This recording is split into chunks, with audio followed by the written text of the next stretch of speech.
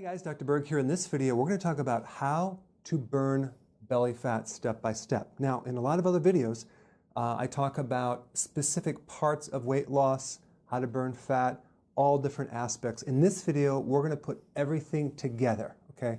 There's really three basic sections. The basics of what to do, things to add to speed up weight loss, and things to avoid to speed up weight loss, okay? So let's talk about the basics first. And some of this might be just repetitive, but if you've never seen a video from me, this will be very helpful. Make notes. And I'll put videos down below for a lot of the summaries of other videos that you can get detailed information on each thing, because I've probably done videos on each separate item. Basics, 2 to 3 meals a day, okay? You can start with 3 meals, and then when you want to go to 2. You don't want to graze all day, because every time you eat, you spike this hormone that prevents weight loss called insulin, okay? So eating in general will stimulate that, so we want minimum 3 meals a day, or maximum 3 meals a day, minimum 2 meals a day. So some people go to 2, and I'll get more into that when we get into this next part right here, which is no snacking. So when you have 6 meals a day or 5 meals a day and they're small and they're spread out, or you're snacking between meals, you're going to spike insulin. We don't want to do that. That's going to create a big problem for you. So removing the snacking is vital, very, very important. It's called intermittent fasting, okay? Now, right here, I suggest you start with 3 meals and then do that for a while, get into ketosis or fat burning, and then go to 2 meals if you can do it, unless you can't do it because you're working out hard and you need 3 meals a day. I would say it's 50-50. If you're sedentary, you can get by with 2 meals a day, and you will lose some serious weight in your midsection. Insulin is the hormone that is responsible for the midsection weight. So 3 meals, no snacking. Okay, as far as protein, 3 to 6 ounces based on your size, your stress level. You're going to need a little more protein. You don't want to go too much, because too much protein will stimulate insulin. Okay, 3 to 6 ounces per meal. Now, if you're not hungry for protein, let's say for dinner, then don't eat it. So, but this is kind of an average. Now, next one, 7 cups of veggies. Why? Because we need to flush out all this fat that's going to be coming out through your liver. All the fat through the body has to go through the liver, and if you don't consume enough vegetables, you can end up with a fatty liver. Plus, vegetables give us the potassium we need. We need about 4,700 milligrams. That's a lot. So that's about 7 to 10 cups. Very few people do that, but you want to consume the vegetable first and have a huge salad and then a small amount of protein.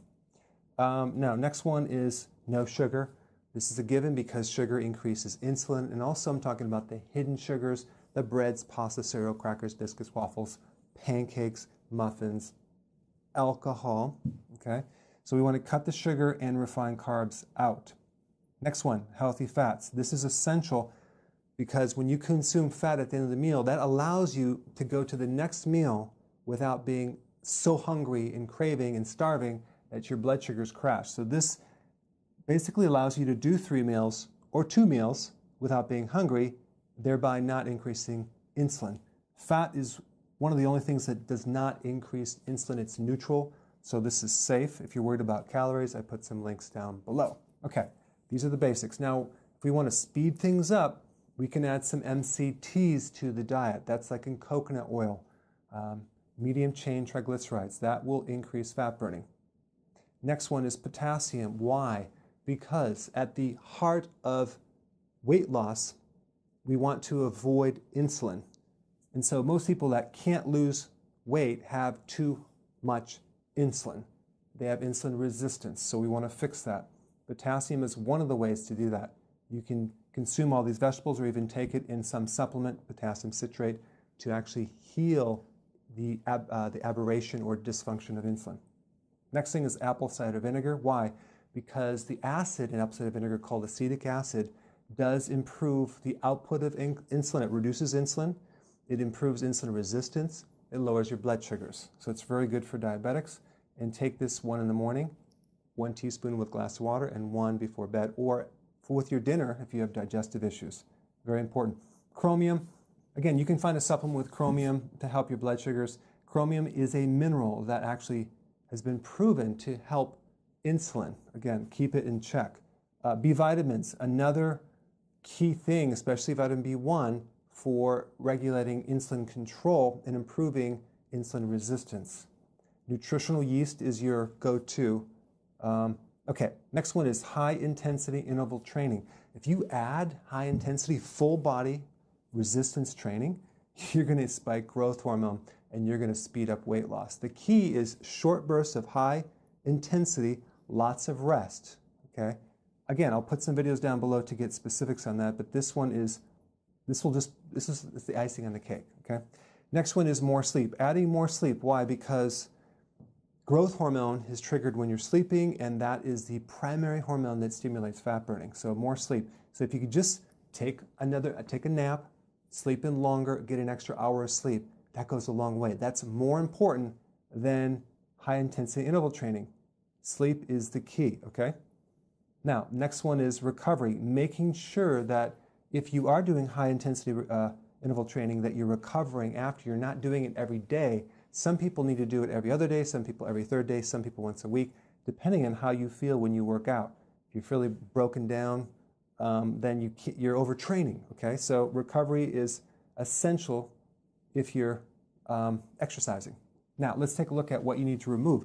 This is just as important as this, okay? Remove any type of sleeping issues, insomnia, vital. Why? Because you're not going to lose weight if you're not sleeping. All right? I put a video down below of what to do if you're not sleeping. There's a lot of things you can do. It's mainly stress.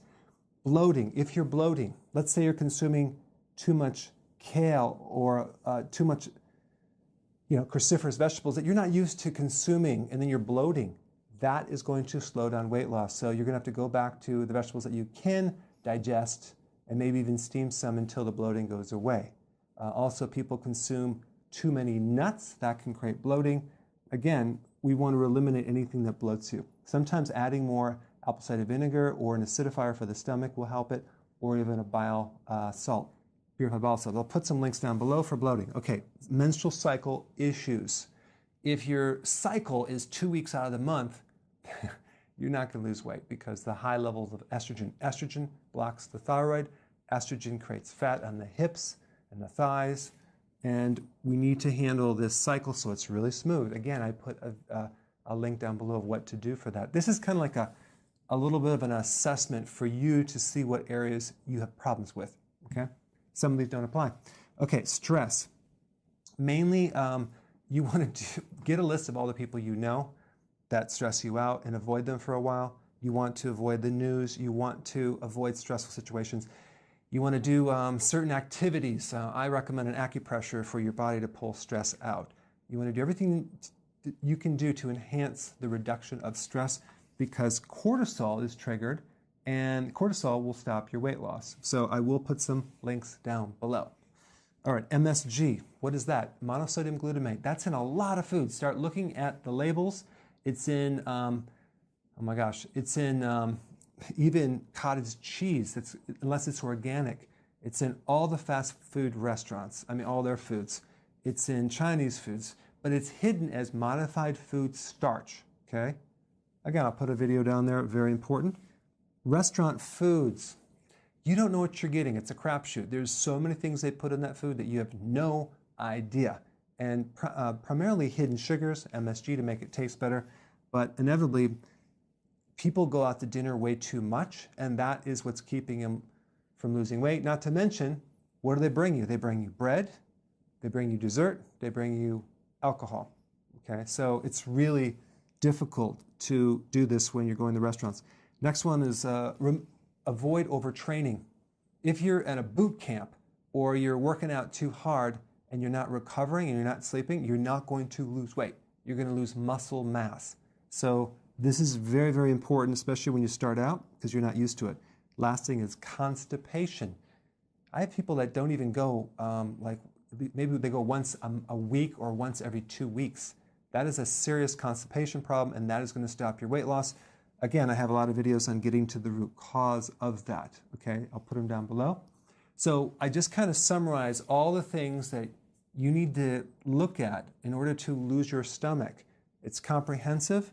Now you have the video as a checklist. Go ahead and apply this and put your comments below. Thanks so much for watching.